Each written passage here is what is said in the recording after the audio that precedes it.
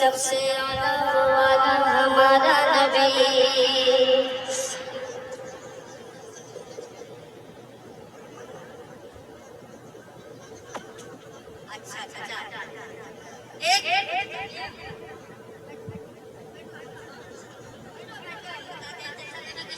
نبی کی شان بتایا کس نے؟ جی صحیح بات آپ کے ابا آئے تھے، آپ کے ابا آئے تھے بتانے کہ اعلیٰ حضرت آئے تھے. حضرت کا احسان ہے. نبی کی شان، واہ واہ واہ. تکبیر مسلک اعلیٰ حضرت. نبی کی شان ہم تم کو بتائیں. نبی کی شان کیا ہے؟ نبی کی شان جس نے بتایا ہم اس کو پہلے مانیں گے.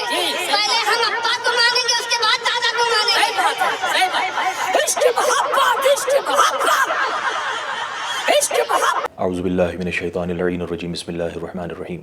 الحمدللہ وحدہ والصلاة والسلام علی من لا نبی بعد.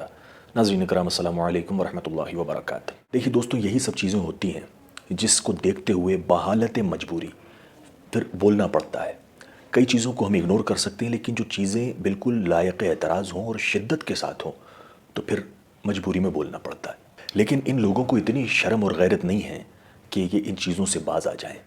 اب آپ غور کریں، یہ اسد اقبال ہے، یہ ایک عرصہ دراز سے، بلکہ ہمارے اب جب ہم پیدا بھی نہیں ہوئے ہوں گے تب سے یہ نعت خوانی کر رہا ہے. ممبر رسول پر بیٹھتا ہے، وہاں سے ثنا خوانی مصطفیٰ بھی کرتا ہے. یہاں تک اچھی بات ہے، کرنی چاہیے. لیکن آپ مجھے یہ بتائیں، یہ جو اس نے ابھی کیا، آپ نے ویڈیو دیکھ لیا ہوگا ابتدا میں، کیا یہ ثنا خوانی مصطفیٰ ہے؟ اس پروگرام میں یہ جو جلسہ آپ نے دیکھا، پچھلے 1 گھنٹے سے یہ صرف اور صرف خان صاحب کی ثنا خوانی کر رہا ہے. خان صاحب کی تعریف اور مناقب بیان کر رہا تھا تو ایک بیچارہ عاشق رسول اٹھا. دیکھیے اسے کہتے ہیں عاشق رسول، جن کے برداشت نہیں ہوتا غلط چیز، اور خاص طور سے جو حضور کی بارگاہ میں ہو رہی ہو وہ غلط چیز تو بالکل بھی برداشت نہیں ہوتی. وہ اٹھا اور کہنے لگا ڈائس پہ جا کے کہ آپ یہ کیا کر رہے ہیں؟ آپ کو اس کے لیے تھوڑی بلایا ہے. آپ حضور کی ثنا خوانی کریں، حضور کی تعریف بیان کریں، ان کی نعت سنائیں. یہ کیا اتنی دیر سے آپ نے ایک ہی شخصیت کو پکڑ رکھا ہے؟ تو غصے میں آ کے اس شخص کو ذلیل کر رہا ہے. غصے میں آ کے اس شخص کو بالکل ذلیل کر دیا بھرے مجمع کے اندر. اور جبکہ وہ کیا کہہ رہا تھا کہ مجھے سرکار کی نعت سنا دو، مجھے سرکار کا ذکر سنا دو.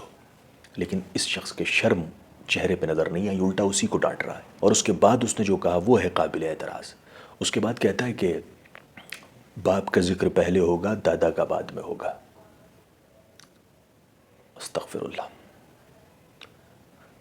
یعنی خان صاحب کو اس نے اپنا باپ تسلیم کر لیا. تم لوگ کر کیا رہے ہو؟ ان تمام چیزوں سے خان صاحب کی مزار میں ثواب پہنچتا ہے، ان کی روح خوش ہوتی ہے. ہماری کوئی دشمنی نہیں ہے. جتنی محبت انہوں نے سادات کے سامنے ظاہر کی ہے، سادات کے لیے ظاہر کی ہے، اتنی محبت ہم بھی کرتے ہیں. ہر سادات کرتا ہے، اس میں کوئی قباحت نہیں ہے. لیکن یہ سب چیزیں کر کے تم خود خان صاحب مولانا احمد رضا خان فاضل بریلوی کی روح کو تکلیف پہنچاتے ہو، ان کی قبر میں تکلیف پہنچاتے ہو، ان کی روح کو تکلیف پہنچاتے ہو. تھوڑی تمہیں شرم کرنی چاہیے. سوچنا وہ ممبر رسول ہے، وہاں سے رسول کا ذکر کرو، آل رسول کا ذکر کرو، اصحاب رسول کا ذکر کرو. بس یہ ایک شخصیت. یہی دین ہے، یہی مذہب ہے، یہی قرآن ہے، یہی حدیث ہے تم لوگوں کے لیے. اسے عقیدہ، اسے دین نہیں کہتے. اگر ذرہ برابر بھی شرم باقی ہے تو خدا کے لیے ہوش کے ناخن لو. کہاں جا رہے ہو؟ اس امت کو کہاں لے کے جا رہے ہو؟ پھر تم لوگوں کی اتنی بڑی گستاخی کہ تم کہہ رہے ہو کہ باپ، یعنی تو یہ تمہارا باپ ہے؟ ہوگا، کوئی بات نہیں بھائی، جب تم نے تسلیم کر لیا تو ہوگا. میں اس میں نہیں کر رہا ہوں کہ تم کس کے بیٹے ہو کس کے نہیں ہو، اپنے والد کے ہو یا خان صاحب کے ہو. میں نہیں کہہ رہا، تمہاری مرضی ہے جس کے بیٹے بنو.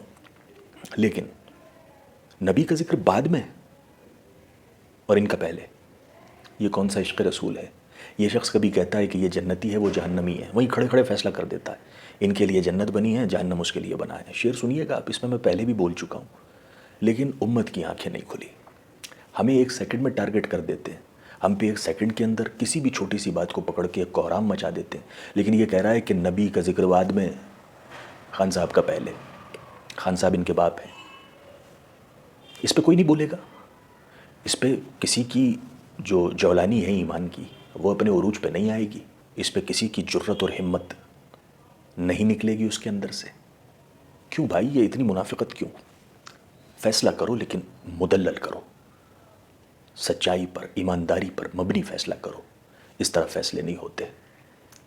جو حضور کو ایک دنیاوی شخصیت کے بعد لے آئے ہیں، سوچئے چند دن گزرنے کے بعد کیا ہوگا تمہارے عقیدوں کا، تمہارے ایمان کا۔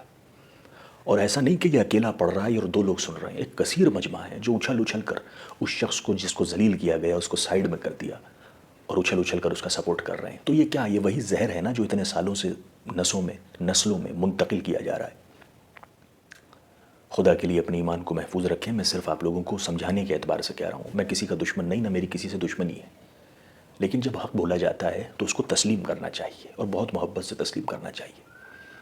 یہ چیز اگر آپ کی نظر میں جائز ہے تو آپ اسے ڈیفینڈ کریں، آپ آزاد ہیں، لیکن اگر کہیں پر بھی ذرہ برابر بھی عشق رسول ہو سینے میں تو آپ غور کریے گا کہ جو رسول کو ایک دنیا دار کے بعد لے آئے ہیں کہ پہلے اس کا ذکر ہوگا پھر ان کا ذکر ہوگا، آنے والے وقت میں کہیں یہ خدا کے ذکر کو بھی ان کے بعد نہ کر دیں۔ پھر مجھے وہی اپنا جملہ دہرانا پڑتا ہے کہ وہ دن دور نہیں جب یہ کلمہ بھی ایجاد کر لیں گے۔ اللہ ایسے مکر و فریب سے، ایسے مکاروں سے ہمارے ایمان و عقیدے کو محفوظ کرے اور اس امت کو عقل، شعور عطا کرے جو یہ صحیح غلط میں، حرام اور حلال میں فرق کر سکے، تمیز کر سکے۔ فی امان اللہ، اللہ حافظ۔